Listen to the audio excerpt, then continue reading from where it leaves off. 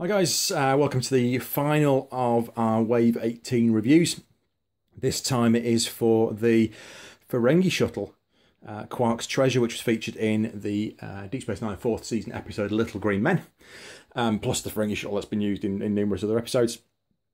Gotta say, it is in fact one of the smallest models they've done. To give you an idea of size, for those of you who've got the starter set, that's the Enterprise D. Now I put that level with it to give you an idea of the scale.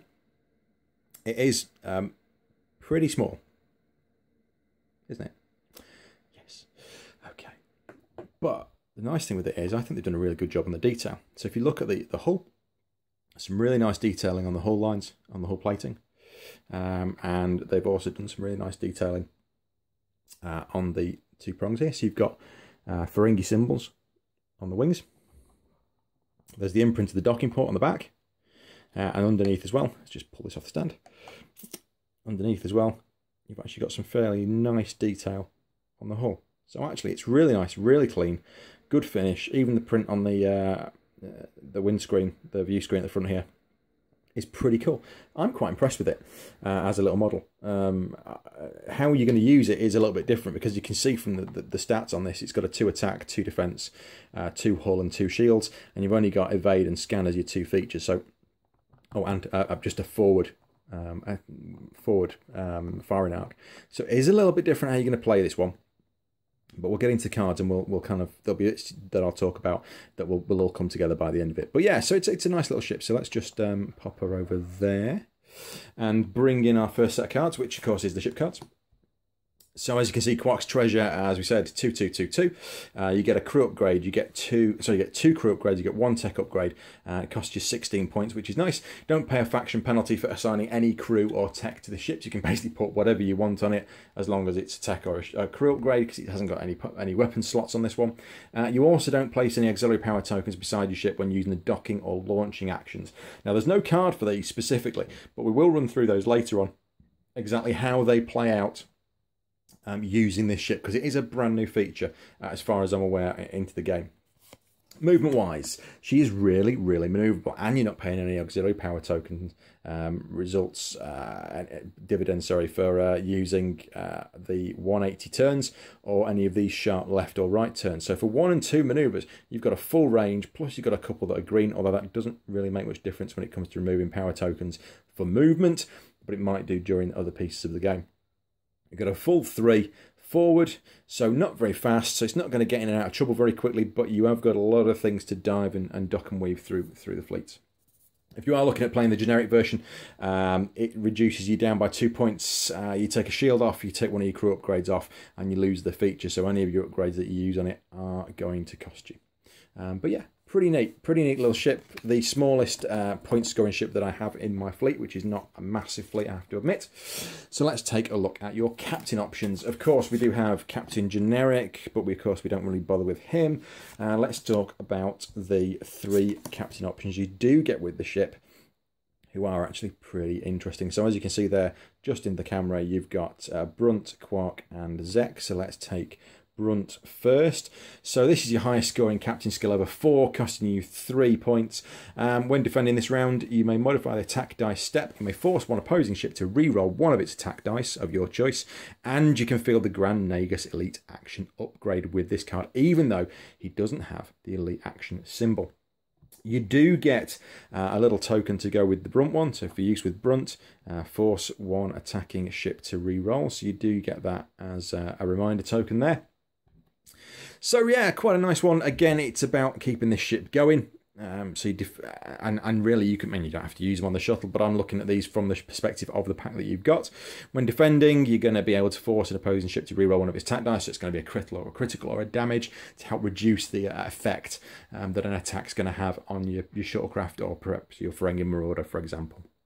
The Grand Nagus upgrade is quite nice, but we shall come to that in a minute. So it's an alright card. It will probably save you from a few instances with the shuttlecraft, and it's Brunt. It's a shame that he is the highest captain skill, seeing as he is 1, a liquidator, and 2, it's not his shuttlecraft, because it's Quark's ship, as we know. And for some reason he has a 3, costs you 2, so yeah, you're going to preferably have him on there. I believe the picture is actually from Little Green Men as well. an episode that neither of the other two captains were in, but I guess it's a Ferengi option. So you discard all of your upgrades to target a ship at 1 to 2. Your target ship cannot attack your ship this round. You must discard at least one upgrade for use to use this action. You cannot perform an attack or any free actions this round, and you do get for Quark another little token. There you go. So cannot attack or be attacked by the target ship. It says for use with Quark on the back. Truly going into his more cowardly activities in the fact that basically he's jettisoning everybody you've got on board to stop yourself getting attacked. Again, it's increasing the longevity of your ship. It keeps in with the Ferengi kind of tradition that we've seen with the Marauder, where it's all about defense and survival rather than being about attacking. It's about keeping yourself alive for as much of the game as possible without incurring too many hits. And again, this is exactly what Quark is doing here, sacrificing everything to make sure that the ship is kept going. Your final upgrade is Zek. Now, as we can see from Zek, he also has the option to become your Admiral, so you actually get a Ferengi Admiral. But we should look at this side. So he, again, does have the Elite Action option, costs you 1 point, Captain Skill of 2. You can target a ship at range 1, disable one of your upgrades and one upgrade on the target ship. So for the cost of one of yours, you then take one of the upgrades off a target ship that is at close range. So for a Marauder, would be quite cool. For your shuttle, it may mean that you don't get quite a heavy attack if it's any upgrade as well, which is great. So you're not just limited to doing crew or you're not limited to tech. You can have weapons upgrade as well. So if you think about something like the Prometheus with its 10-point attack, or if you think about Voyager with its transphasic torpedoes, you're going to be able to disable this on a Ferengi ship, maybe the shuttlecraft, maybe a Marauder, or whatever ship you've got on. But that's really cool, especially if you're turning this into the Admiral action. I know he doesn't increase any of your captain skill, but it does mean, again, that you're going to be able to target a ship anywhere on the board from your Ferengi ship or whatever ship you assign Zek to, and be able to take down quite a significant upgrade with this card. So for a cost of it, I think this is a really neat little upgrade that Captain's upgrade or Admiral upgrade that will come in really, really useful and maybe save yourself a lot of damage. But yeah, cool one. Really like that one. So let's move on, and we will talk about the elite action in a little bit. But what I want to do first is look at the crew options. And so your crew, again, keeping with the episode, keeping with Little Green Men, you get 3 crew options with the ship, and they are Rom, Odo, and Nog. So what we'll do is we'll look at Rom first. So Rom, keeping with the repair idea that he's the technician, you can repair a shield token. If it's assigned to a Ferengi ship, you can repair 2 shield tokens. So effectively, your shield tokens on the Quark's treasure, you could get back up to 2 points and save yourself a lot of trouble. It's nice that, again, it's that defensive position that it's taking with the Ferengi characters. So another Ferengi that can save you and rebuild some of your problems. So nice point on this one as well. Note, it's not a disable. So with him on there, you can just use him as an action. You're not disabling him, so every round you can just keep using him to repair one of your shield tokens. Very nice option. Like it. Good call that it's not a disable or a discard. So Nog, second Ferengi character. Again, it's keeping with the characters that were in the Little Green Men episode. For some reason, that doesn't apply to the captains, but it does to the crew. When defending during the roll attack dice step, you can discard this card to force the attacking ship to roll 2 less attack dice for this attack. Could be a good call. Could really save you, especially if you've got quite a strong attack that they're using against you on your Ferengi ship, the shuttlecraft particularly. You know, if you're going to 2 attack dice, could make the difference between a 1 hit taking all of your shields and your hull down, or it could be it could just save you that 1 point. Nice cost, nice point. It is a discard though, and it's going to cost you 3, so it's not a massive cost. But it keeps with Nog being sort of that more tactical role that we see probably in later years in Deep Space Nine.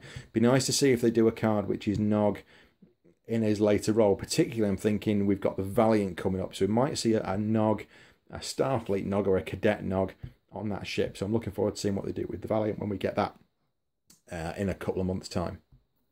Final option is Odo. So during the planning phase, you can target a ship at range 1 to 3, choose one of the crew upgrades on that ship, and then you treat this card, the Odo card, as an exact duplicate of that crew card on the other ship. It does mean that if you discard or you need to disable this card, that also happens to this card.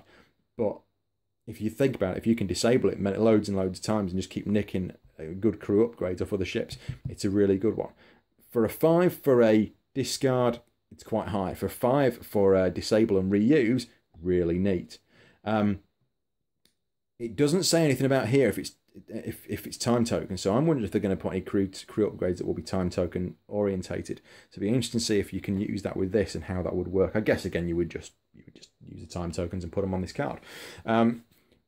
My other thought was, why have we not got Odo down as a Bajoran / independent faction? So you could put him on an independent ship, independent fleet if you're using faction pure, or also Bajoran because he is a member of the Bajoran militia.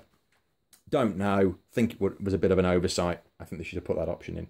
But a nice one, really cool one that you can effectively steal and upgrade. It also keeps with that sort of Ferengi tradition that we've seen of being able to steal other options. And that is true certainly when we come on to some of the other bits coming on. The 2 tech upgrades that you have for this one are your cargo hold and inversion wave. Cargo hold, great one, only costs you 1 point, but does mean you can add 2 crew or tech upgrades to your bar. Doesn't say whether or not you can have a combination. I'm guessing it says you can only add. Well, to be honest, I don't know. It doesn't actually specify if it has to be 2 crew, 2 tech, nor does it specify. And this goes back to a conversation we've been having on YouTube and on the site about whether or not you can use upgrades which have a combined score of 4 or an upgrade that is 4 points each. So as it says here, the upgrades cannot have a cost greater than 4. Is that together, as in you'd have 2 2s, or is it that you can have 2 4s, but nothing greater than that? Interesting. I think actually it's going to be a cost of 4, because it would say you can't have a combined score. You can't have them higher than 5, higher than 4 if it was specifying individual ones. Can only be used for Ferengi ship, and no ship can have more than 1 cargo hold. No brainer. Okay, understand that one. Nice one. Does increase your ship, but again, on a ship of this size, if you're using the shuttle, it's not going to make much difference. Inversion wave, instead of making a normal move, you can discard it and place the ship anywhere in the play area, range 1 to 3 of your current position. Remove all tokens except critical tokens from beside your ship and place an auxiliary power token beside your ship. You cannot attack this round to use this ability. And just to reinforce that, you do also get a little token, no attack, for use with inversion wave. Inversion wave, there you go. Brilliant. Nice one. It's very similar to stuff we've seen before that we've had on the Bio ship. We had Fluidic Space, and we've had some stuff on the Krenim ship before, and the Dauntless as well, where you can move the ship effectively somewhere else and remove all the tokens from it and stick it into another position. This is a little bit more limiting because it's only within range 1 to 3 of its current position. It doesn't say you can move it, you have to move it outside of range of another ship. So you could move it closer to a friendly ship, move it nearer to an enemy ship, take a little attack, or you could use it to be able to use one of the 2 elite actions. Well, actually one of the elite actions, or possibly the special feature, which is part of this pack, but we shall come to that right now. So yeah, it's not a bad 4-point discard, but it could save the day, particularly if you're using it with one of the launching or docking actions, which we'll come to in short. Your 2 elite actions for the pack are Smugglers and Grand Nagus. So Smugglers, target ship range 1 to 3, discard this card to steal a tech or crew upgrade, a tech or weapon upgrade from the target ship, even if it exceeds your ship restrictions. So you've got the Quark's treasure, which only has tech and crew upgrades. You could then steal it, steal a weapon upgrade, but if the Smuggler's upgrade is assigned to a Ferengi shuttle, the stolen upgrade is flipped face down and cannot be used by a ship. So the shuttle, bring the shuttle back in, can steal upgrades. However, it can't use them. So the shuttle may exchange stolen upgrades with the docking ship. The docking ship may then flip the stolen upgrade face up and use it. This upgrade may only be purchased for a Ferengi captain assigned to a Ferengi ship. So you could put this onto a Marauder, you could steal an upgrade and then use it immediately. However, if you use the shuttle to steal it, it goes on the ship as if you've stolen it, and then you have to put it back onto the main sort of mothership, or the capital ship as they're calling it within this game. It's quite a lot. Costs quite a lot. 5-point discard. But it means that you might get a really nice weapon upgrade from a target ship. Think about it. You could end up nicking something like multi-vector assault mode, transphasic torpedoes. This is going to be an absolute killer, particularly for the Ferengi, when they can nick something off a ship that is going to be huge. It's a very, very big upgrade card. And just think you can drop in the shuttle, nip it out, use the inversion wave to get it back to closer range to its docking ship, dock it, and then use the upgrade on your capital ship.